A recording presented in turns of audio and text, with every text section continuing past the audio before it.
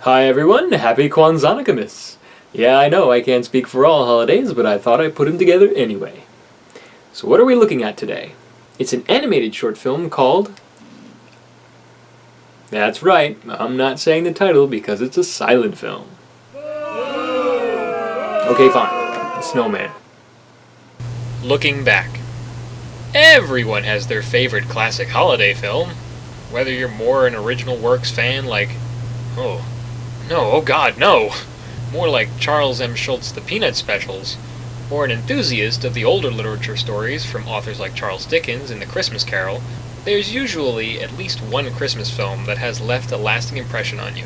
But of these specials, how many of them actually have a strong influence just by its visual design? Look no further than to Briggs. I meant Raymond Briggs. Still living today, the now 80-year-old is widely known for his critically acclaimed set of children's books. Initially discouraged by his father, Briggs desired to become a cartoonist when he got older. Although he pursued painting, he ended up making a career for himself as an illustrator. As for today, Briggs is best known for this particular work. Before its film adaptation, it was published as a wordless picture book in the UK in 1978. In order to get a wider release, US publisher Random House picked it up, which is how I learned about it at an early age. Random House was also the distributor for various read-along audio cassette tapes at the time. Oh, Random House, thank you for being a part of my childhood. And if you have no idea of what Random House or the audio cassette tapes are, you had no childhood. So, aside from the book, another medium that made me aware of this gem at an early age was the VHS tape, which, sadly, the VCRs are being discontinued after this year.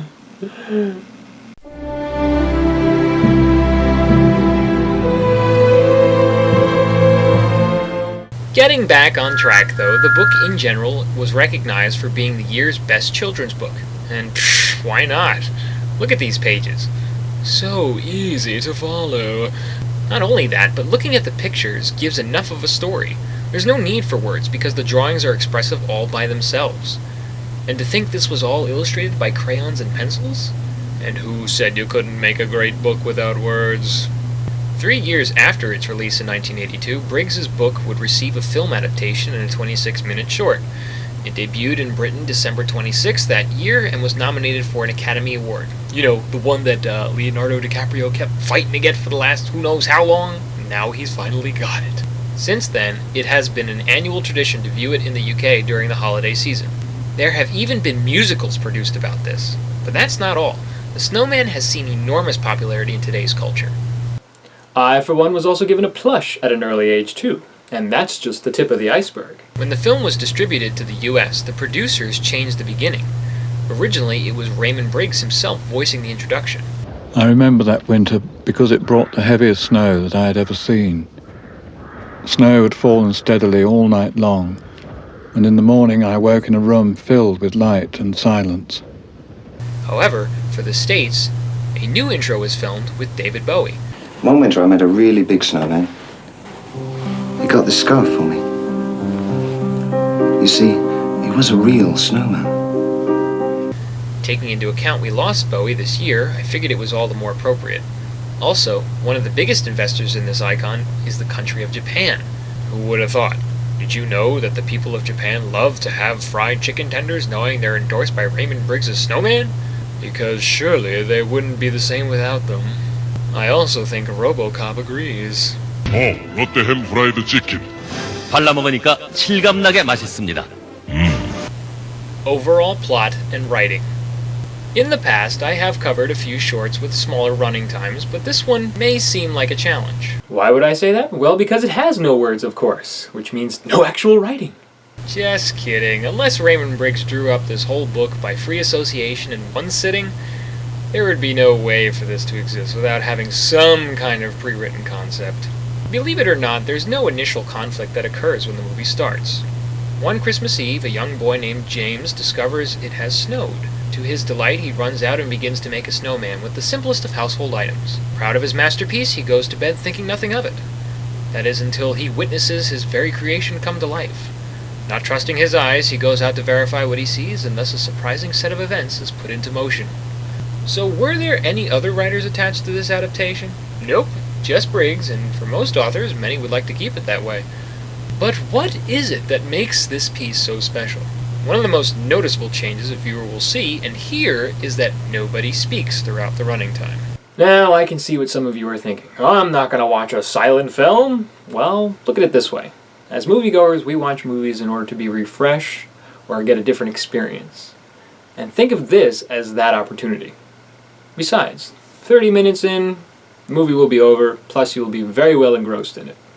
It really is a silent film that has practically maintained its age. For those who are still not convinced, you might ask, okay, what message does it try to convey? Another key idea to understanding what makes the film and story so moving is that it is almost relatable to anyone. Yeah, I know some people have never seen snow in their life, but I would think many of us have. And no, I don't mean making snowmen specifically is the concept of focus either. It is the idea of being a child, a time of innocence and learning. The freedom to do whatever you please and explore your imagination as you bring to life anything you set your mind to.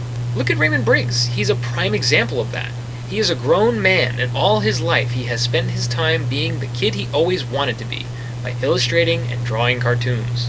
So for a half hour, is the development in the small list of characters worth seeing? Yes, definitely. It actually would be more helpful to say that the only character arcs that occur are between James and the Snowman. Every other individual that is on screen is there no more than a half minute. This is okay because the central core to how effective the story is told between James and his puffy friend. What makes this pair so likable are all the shenanigans they get into. Whether it's making faces, dancing, or figuring out how to work a motorcycle, watching James try to help the Snowman understand these items is funny and charming. This is where the growing happens. It's almost like James has to learn how to be an older sibling of sorts to the Snowman. It's a lesson that teaches responsibility and morals. Another thing that's important to bring up is that yes, if looking at it through a logical lens, it won't make any sense. It's a fantasy, so there's some wiggle room. However, some people may draw the line when, well, yeah, they decide to fly. Trust me, I don't get it either. What brought Briggs to conjure up this idea is beyond my understanding. It certainly flows within a story and running time standpoint, but it's rather out of the blue. Coincidentally, what's more random is that when this sequence is initiated, James and the Snowman are joined by a bunch of other flying snowmen who all look the same. How does every child build their own snowman, but yet all have the same design? I mean, it's one thing to be consistent, but this is just one of those moments that's highly improbable. I mean, I can let go of flying snowmen at some point, but having all snowmen look exactly the same, except wearing different clothing? Not buying it, movie. You've gone too far! Actors and characters. What's there to say? Not much, I guess, from a viewing perspective. As I've said, this is a silent film when it comes to dialogue, so judging it based on that isn't going to get us very far. And it's because of that there are no voice actors either, so I can literally only cover their behavior. And even when comprehending that, there isn't a whole lot to say about James or the Snowman other than the connection they make and how that affects the viewer. James is an adventurous young lad, and his actions very much represent how children act in general.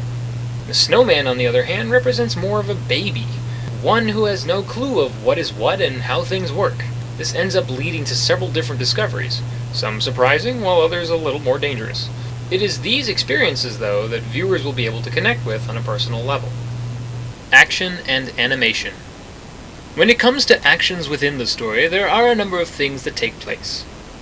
All the silly things the Snowman does in James's house, or riding the motorcycle, or flying is an action. Going back to snow, building a snowman is another relatable action.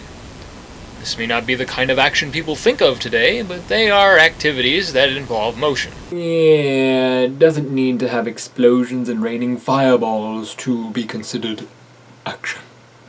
So what is it about these events that make them worth noting? Well, for one, each scenario, except the flying with the snowman bit, are all things that are tangible to us as human beings. They are things at least one of us has lived through at some point. As for visuals, the animation is what helps elevate that understanding. As quoted by Briggs himself, But that's the essence of good illustrating, I think, where the drawer really feels the feeling that the figure in the picture is feeling. It may sound a bit odd to appreciate that way of thinking, but it all goes back to how the actions are relatable based on the experience. When comparing the illustrations in the book to the animation in the short, one would almost think Briggs animated it himself. It's that good, and behind that process was director Diane Jackson. For Jackson, her career was all in animation, but held the most positions in animation departments. So it suits the fact that she would be the one to lead the way in this project. In her filmography, Jackson has also worked on a couple of other Briggs' book adaptations, like When the Wind Blows in 1986 and Father Christmas in 1991. She even participated with that cheap Beatles TV show and Yellow Submarine from 1968. Aside from the comparison of book to film, what makes the animation so classic is that there are films far and few between that come close to having this kind of style. Each frame of motion is smooth as glass, yet the individual pencil-thin lines that make up the animation move as well. The look is just very raw in its display, and that makes it feel so much more personal when it comes to effort put in. This is a key difference as to the polished big-budget animated productions you see nowadays. And of the animation, the most iconic of designs belongs to the Snowman. The shape itself may not be that recognizable to everyone, but it is an iconic one. I just want to know how this kid made such a perfect-looking snowman. I can barely make a snowman even with half a torso, let alone legs and feet. Soundtrack and film score. Of all the things previously mentioned about this short, the one component that is the most significant in this production is the film score. Composed by Howard Blake, this 26-minute album is the heart and soul of this piece.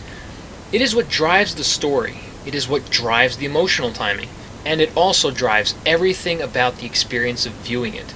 Without it, it would not be what it is known for today.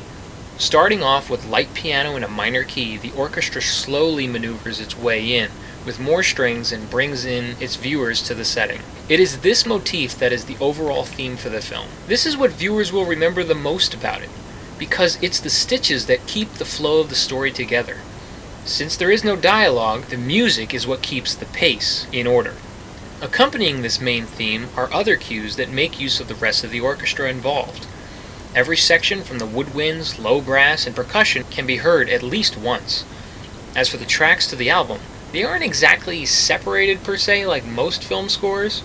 Since the music is really what makes the movie transition from scene to scene, there are rarely any breaks.